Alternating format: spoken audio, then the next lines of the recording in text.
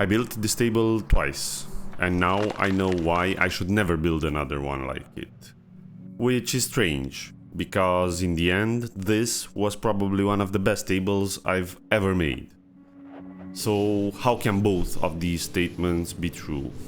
That question took me 8 months to answer. But by the end, I promise all of this will make a lot more sense.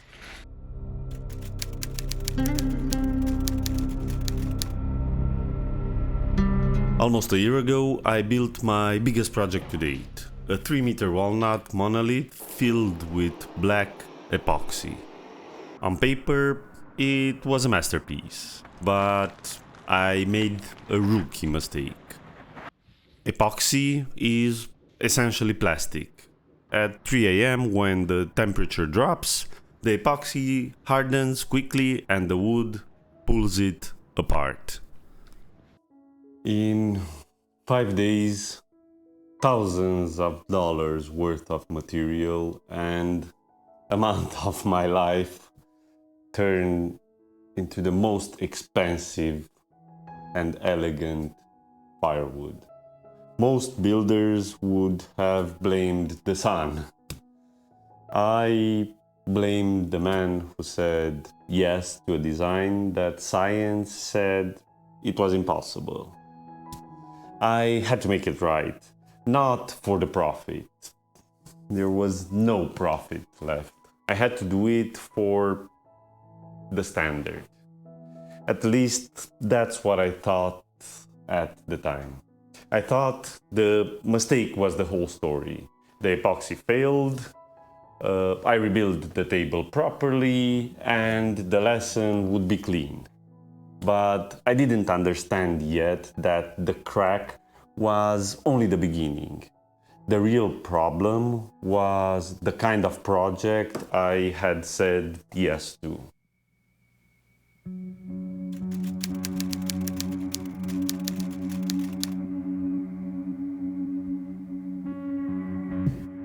In my head, the only big challenge I had to overtake in this project was getting my hands on some good slabs.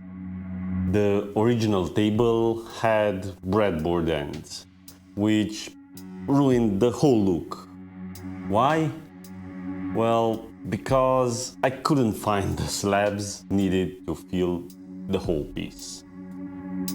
Now, finding a 3-meter walnut slab is not an easy feat.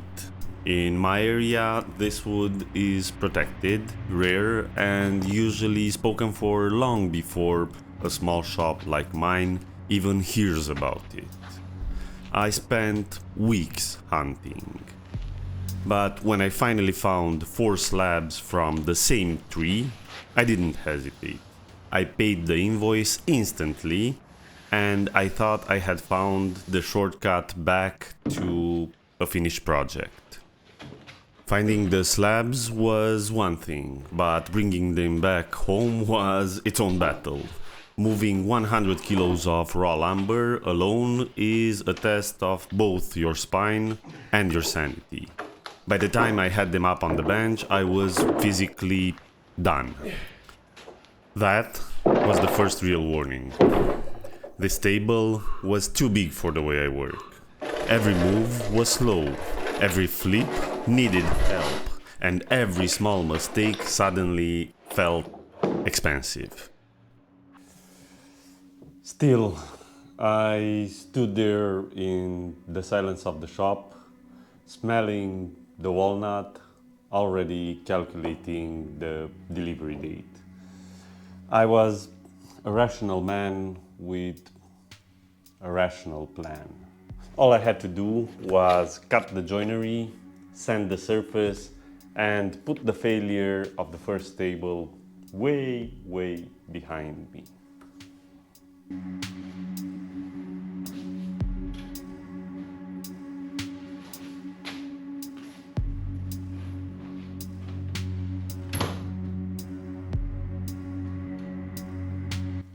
Next morning, I started fiddling with them, trying to find the best grain match for the center seam. I moved these things left, right and center. I turned them around and then decided to flip some over to capture a good grain match. And that's when the dream started to fall apart. Somehow, in the excitement of finding these slabs, I didn't inspect them properly and one of them had a bark inclusion. A deep, hollow scar.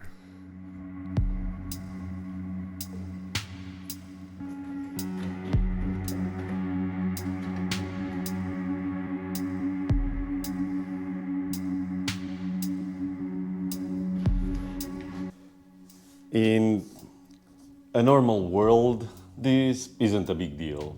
Standard practice says fix it. You cut out the bad wood, you graft in a new piece and you move on. The client wouldn't see it. The camera wouldn't see it. But this is the kind of shortcut that good enough was built for. You fix it, act like it didn't happen and you move on.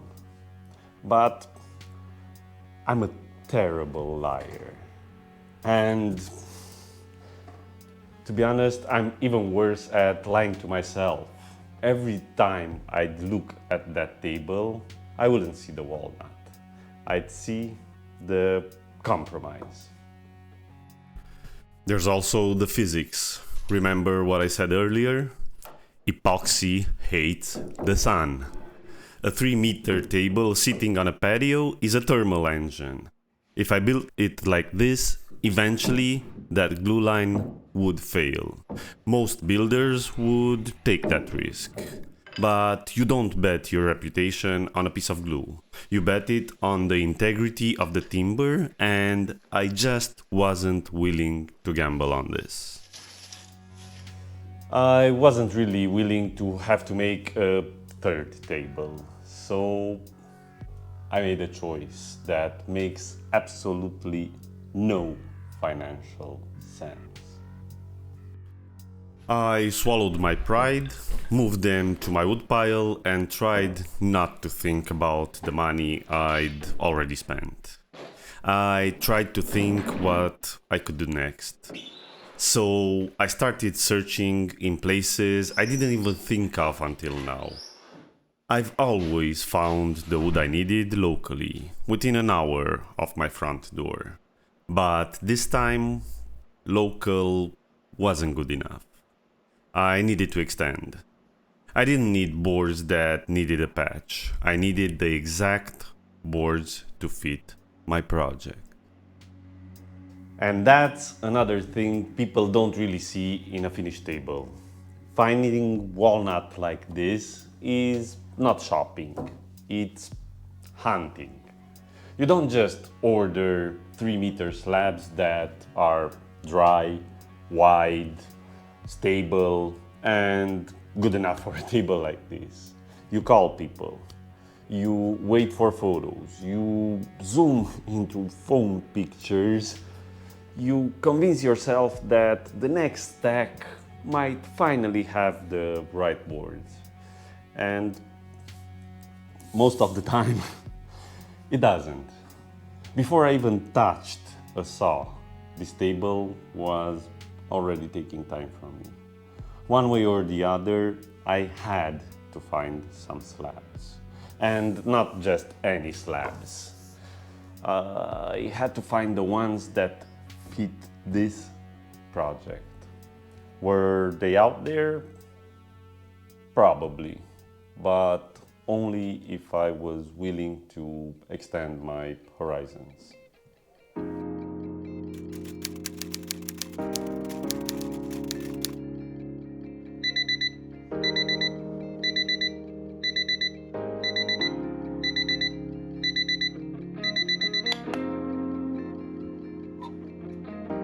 I found a place 400 kilometers away who claimed they had a stack of timber that had been aging for years. The photos look good, but you never know what you find when you get there. I was sliding myself into a tough position yet again. I just got in the van. At the time, this felt like commitment. Later, it would feel more like a warning. Most people think 400 kilometers is just a road trip.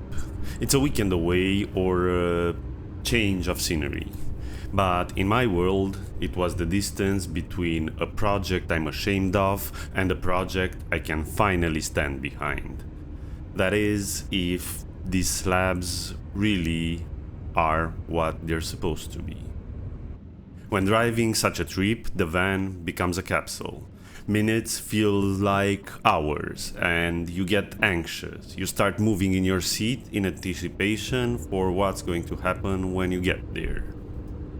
Saying that I wasn't second guessing my own sanity is a lie.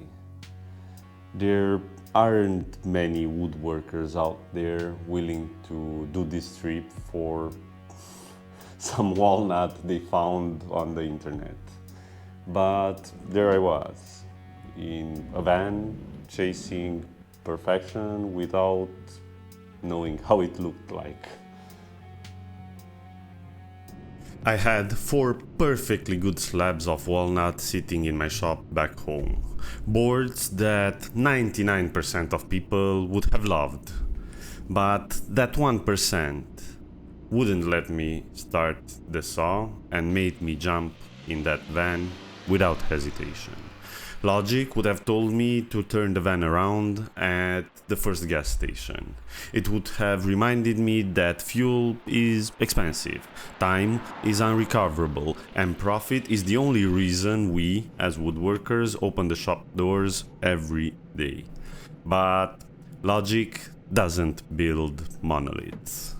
Obsession doesn't have a U-turn. If you aren't willing to drive through the night for a better foundation, then you aren't really building to a standard. You are just following a set of instructions, and instructions don't make these kinds of projects. I didn't pull up to a polished showroom. I pulled up to a field on the edge of a village. Just a pile of timber under a piece of rusted corrugated metal. This is where the best wood hides. It's not the warehouses. It's in the backyards of men who have been cutting trees since before I was even born. I stood there in front of that walnut and felt how the air changes. You can smell the tannins and the years of patient drying. It's intimidating. Buying in this volume is the ultimate gamble. In a pile this large, there's nowhere for a defect to hide. You either find the heart of the tree or you find a very expensive pile of firewood. I was so excited, I didn't make that trip for nothing, that I simply forgot to set up my camera and film. I took a few shots when I arrived and then got carried away trying to find my perfect slabs. I remember starting flipping slabs, looking for the telltale signs of tension. But these slabs were huge.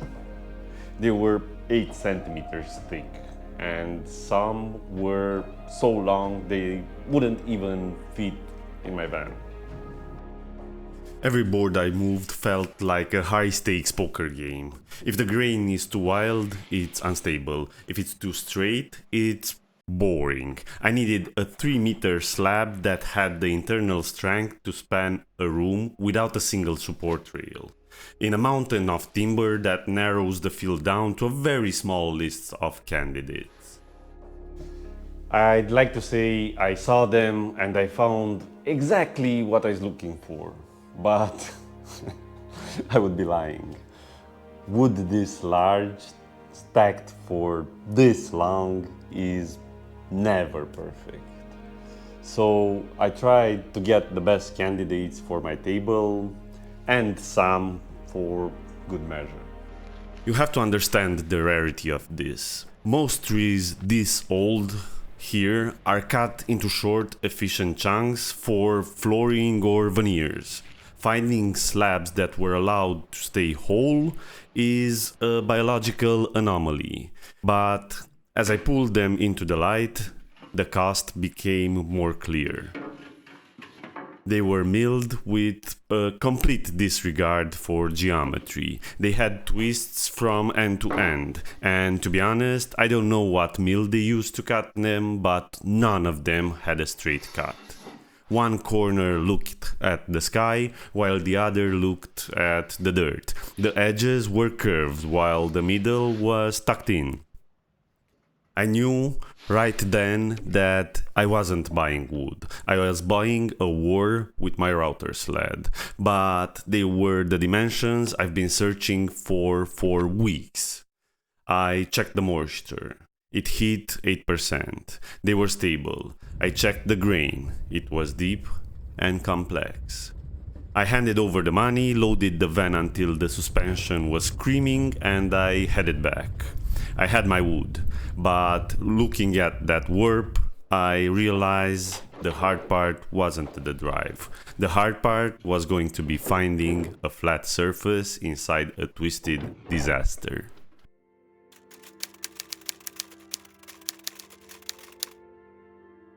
In the movies, the hero makes a decision to be great, and in the next scene, he builds a masterpiece.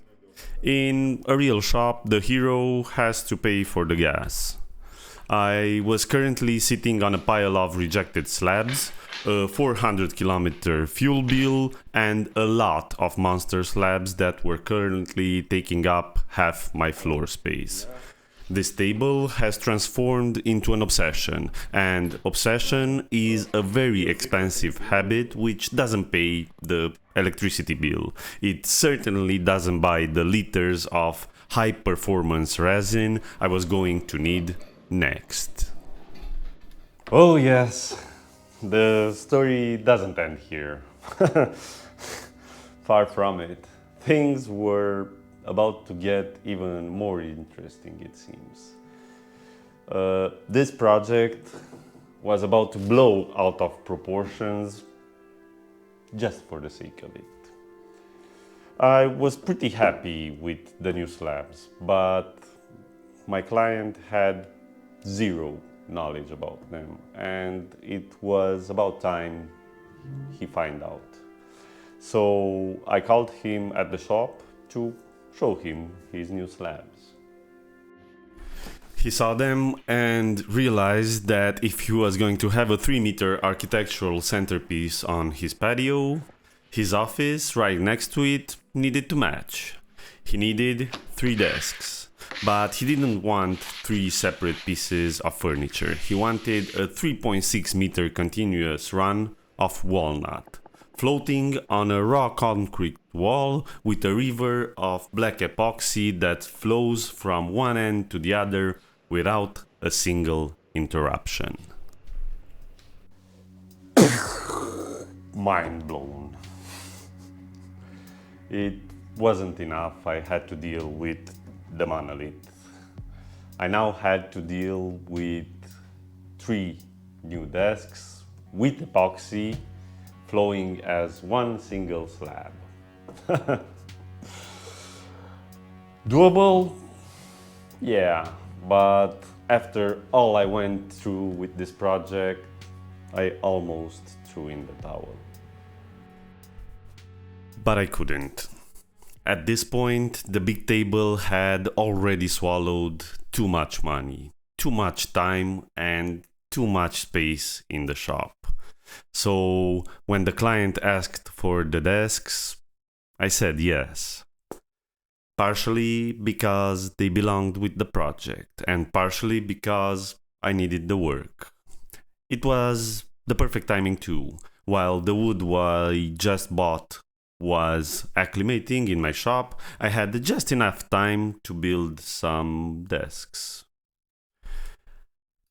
I knew I had some slabs that would fit the bill perfectly. They were 8 centimeters thick, unusually heavy for desktops. Most people would see the thickness as a waste of material, but I saw it as a mathematical opportunity. If I could mill these slabs perfectly down the center, I could get all three tops out just of two boards. In this situation, it was a lifeline.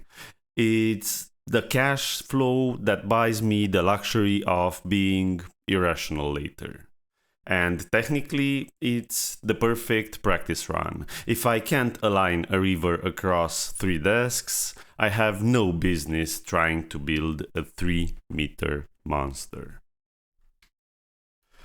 I took them to the mill, split them down the middle, essentially opening the book on the tree's story. Suddenly, I had my material, but splitting a slab doesn't give you a flat wood. It just gives you two thinner warped boards.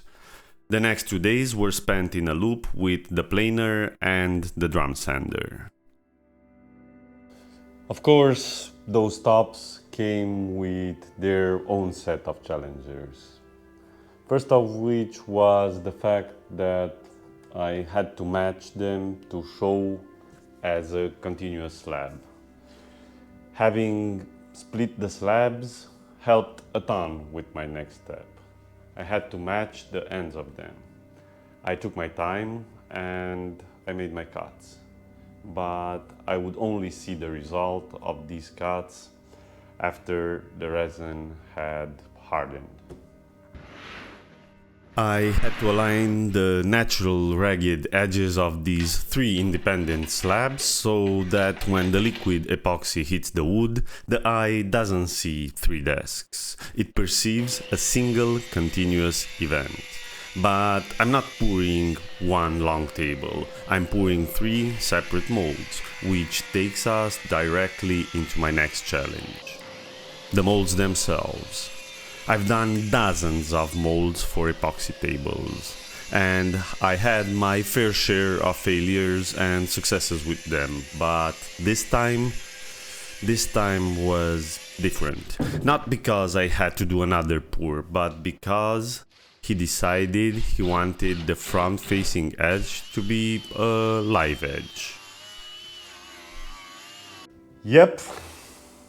So not only did I have to make these tops to match the river side, I also had to make a continuous live edge on the front.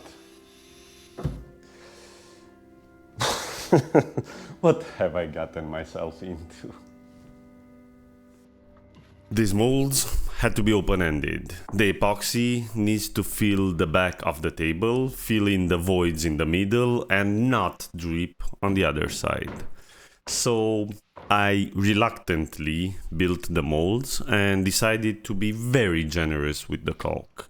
I filled the face of each mold with as much caulk as I could, just to make sure not a single drop of resin gets out and refinishes my floor to a glossy black. Pouring these 3 desks separately is the real challenge. I have to ensure the pigment ratio, the temperature, and the pour depth are identical for all 3. If one pour is a shade lighter, the illusion of the infinite river is shattered. I am mixing all the resin in one go just to make sure I have a consistent color through the whole beast.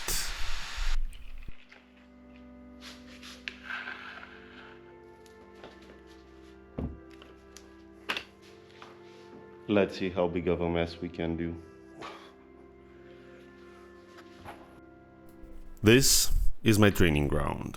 I'm watching how the deep black liquid interacts with the walnut. I'm looking for leaks, I'm chasing the bubbles, and I'm training my eyes to see the level of the resin. If I can't manage the tension of these 3 pours, I have no hope of surviving the big table. Demolding this went as well as you'd expect. Even with a lot of mold release, caulking these things to the brim didn't help my cause. To be honest, 2 of them demolded pretty well. But there's always that one, the one that doesn't want to go. try as I might, this thing doesn't want to come off. Fortunately for us, we have a big tool right there, and I think it's time to bring out the big guns. And we're gonna CNC this bastard out.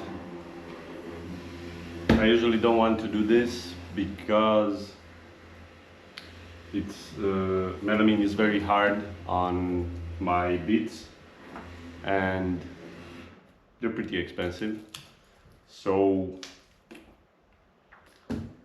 at least we have a solution, because if we didn't have that, we didn't have any way of doing this. So let's put this on the CNC and plane it down. As past me explained, CNCing the melamine out is not a hard job, but it dulls your bits quickly. It makes a ton of dust and it just adds another layer of complexity to a build that's already fighting me. But in a production run, you don't complain. You just machine the problem away. With the machine work done, now the manual labor begins. I have to grind through the router marks before I can even think about polishing the river. So to the sander I went. And believe me when I say sanding one desk is a workout. But sanding 3 is a special kind of purgatory.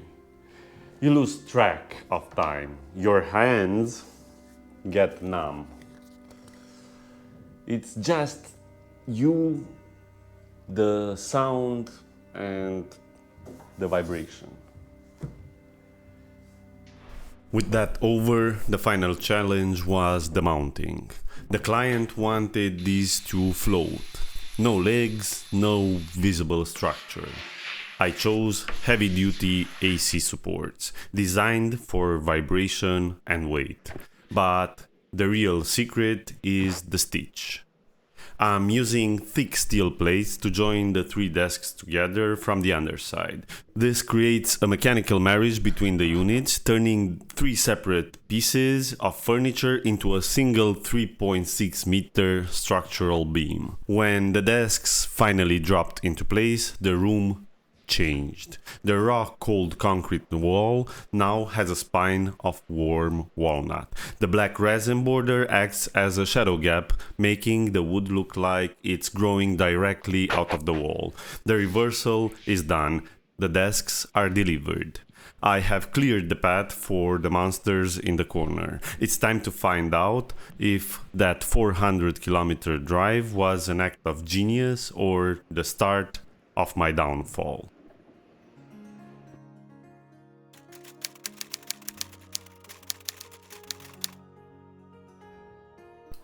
The side quest is over, the bills are paid, but now I have to face the monsters. And immediately I hit a wall I didn't see coming. My router sled, the machine I trust to flatten everything, has a maximum travel of 2.4 meters. The slabs are 3 meters. In a professional factory you buy a bigger machine. In my shop, I had to invent a workaround. I realized I was going to have to flatten these slabs in stages, sliding them physically along the bench to reach the ends. This is a geometrical nightmare. If I move the slab and I don't realign it perfectly to the same reference plane, I will cut a step right in the middle of the table. I couldn't do this alone. These slabs are so twisted and heavy that trying to flip them solo would result in a hospital visit. So I called reinforcements.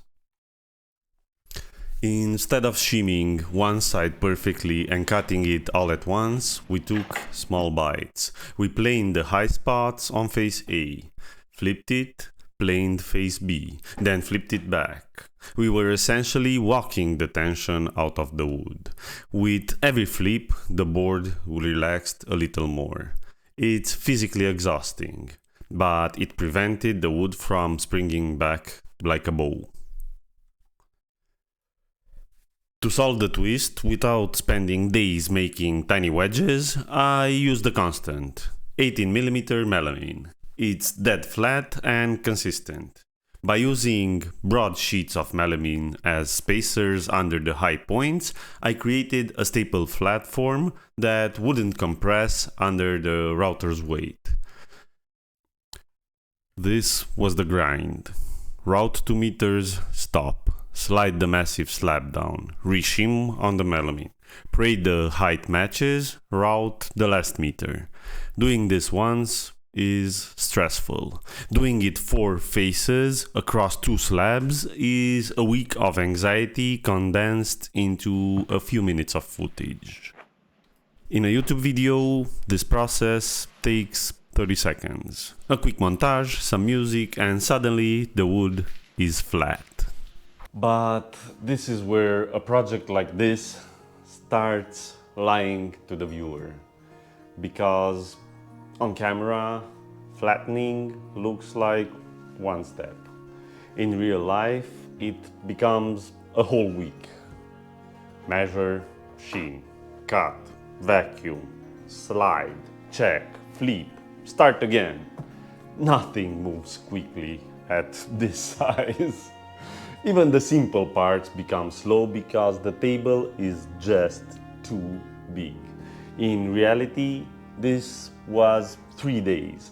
3 days where I wasn't building details, I wasn't making joinery, I wasn't doing the nice part of furniture making. I was just trying to earn a flat freaking surface. And that's one of the reasons a table like this becomes so hard to justify. The work disappears. No one looks at a finished table and sees 3 days of flattening. They just see a table that looks flat, as if it always was like that. We landed at 3.8 centimeters. I sacrificed over half the material and 3 days just to find the truth. Financially, it's a tragedy. Structurally, it's the only way. The slabs are flat. The debt is paid. Now it's time to see if the design actually works.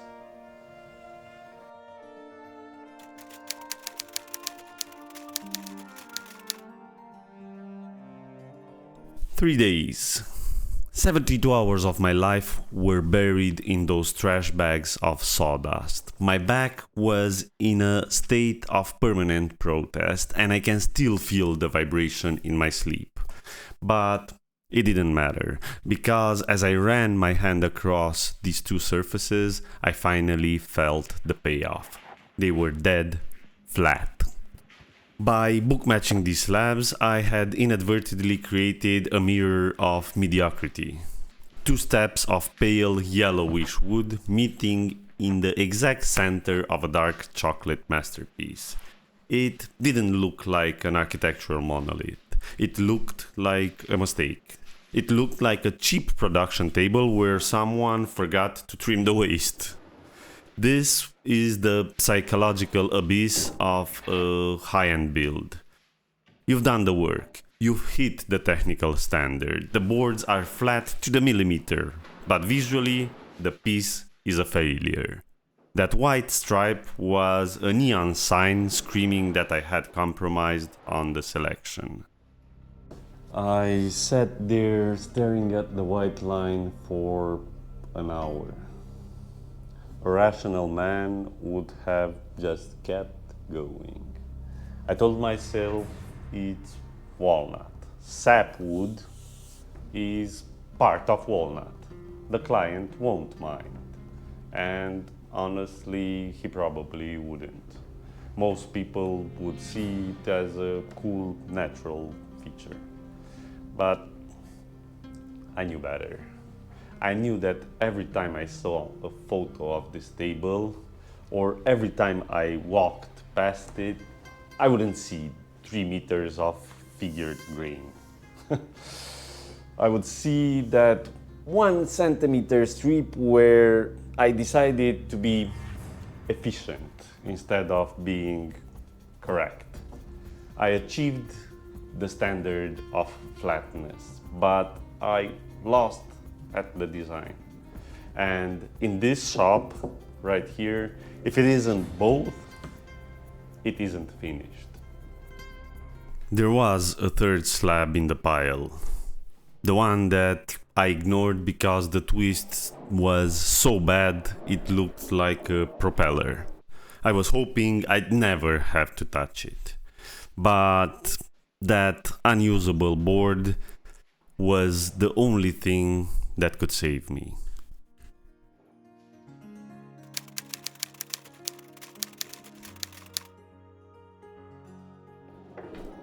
This is the board I spent 3 weeks trying to ignore. It was the runt of the litter. It was so distorted that logic dictated it belonged to the burn pile. But with the sapwood stripe ruining my design, this unusable board became the only path forward. I didn't need the whole board. I just needed 15 centimeters of dark heartwood to act as a core. A surgical extraction from a biological disaster. The physical toll of starting over with the sled is hard to put in words. My back was already at its limit, and my mind was ready to be finished. So I hoisted the third monster onto the sled and pulled the trigger on 2 more days of manual labor. This single 15 centimeter strip was going to cost me 48 hours of my life. This wasn't milling. It was mining. I had to flip this board 6 times, taking paper-thin bites, praying that I'd have enough thickness left to match the 3.8 centimeters of the main slabs. I barely made it. I extracted 15 centimeters of dark figured walnut from a 3-meter disaster. I brought the 3 pieces together on the floor. The phantom stripe was gone. The monolith at least had a spine.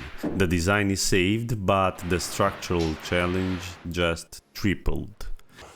We are no longer joining 2 slabs. We are marrying 3.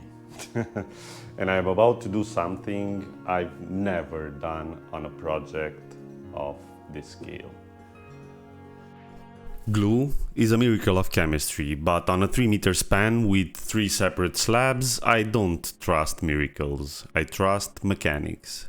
Most people put steel on the underside.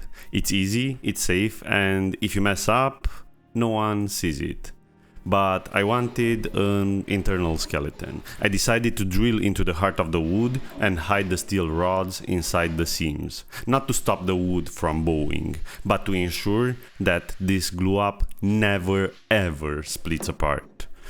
This is the most stressful 5 minutes of the whole build. My slabs are 3.8 centimeters thick. My steel rods are 12 millimeters thick.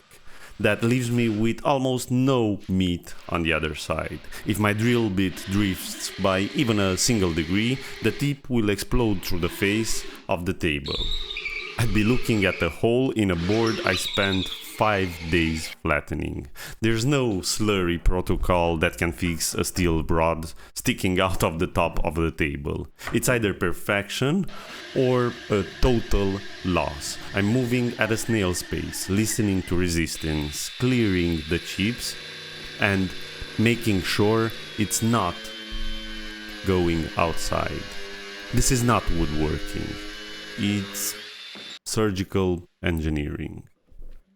It's finally time for the marriage. I have 100 kilos of walnut and 3 separate slabs covered in wet glue.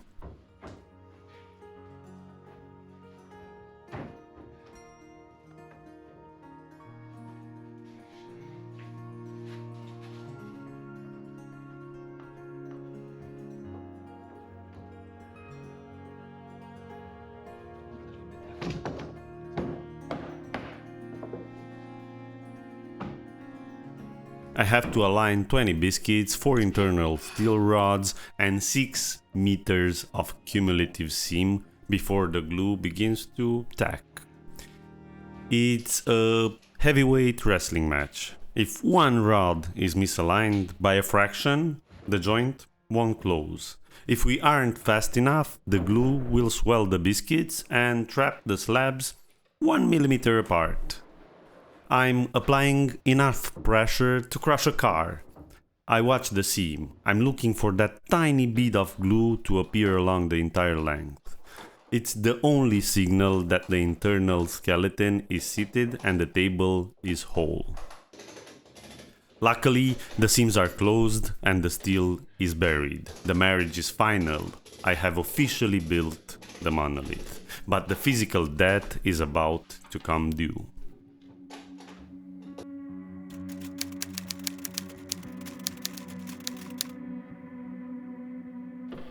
With the joinery done and the steel buried, the monolith is one piece. Now comes the part of the invoice that doesn't have a number. By this point, I knew the table was going to work.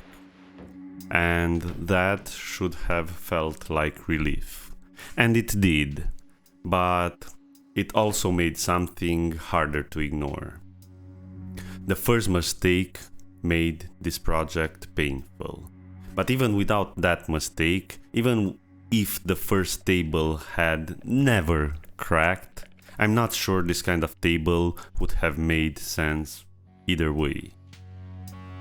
Not with this much time inside it, not with this much risk, not with this much work hidden under one surface. Sanding 12 meters of walnut isn't a task, it's a test of sanity. Between the 3-meter table and the 3-meter desks, I have a lifetime of grain to level. 80 grit to remove the scars of the sled, 120 to find the grain, 180 to earn that finish. This is the part I think I've underestimated the most. I thought the hard part would be finding the wood. Then I thought it would be flattening it. Then I thought it would be the glue up. But the real monster was the surface. Every square centimeter had to be touched, checked, cleaned, and touched again. And somewhere in the middle of this, the table stopped being just a project in my shop. It became the reason nothing else moved. No normal schedule, no quick video, no easy way back. So if the channel felt quiet for the last 2 months, this is what the quiet looked like. Woodworking at this scale is a physical debt you pay in installments. My back was a constant reminder of the 400-kilometer drive. My hands were numb from the 6-hour vibration loops. Again, a rational man would have used the clean boards and been home 2 weeks ago. But as I sit here in this dusty shop, looking at the grain I fought for, I realized that rationality is just another word for compromise. And I've already paid too much to compromise now.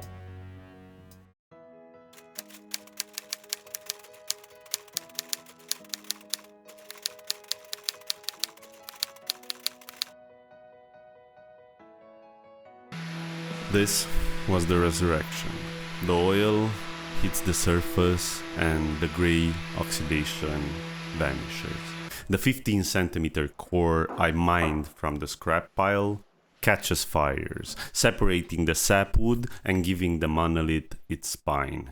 Every minute of the drive, every millimeter of the sled war, and every gram of hidden steel is validated in this one moment. The wood isn't just dark, it's deep. It has a gravity to it that paint and stain can never mimic. The table will soon be in its home. The client will see the beautiful surface. They will see the place for their family to sit in. They see the result of a premium commission.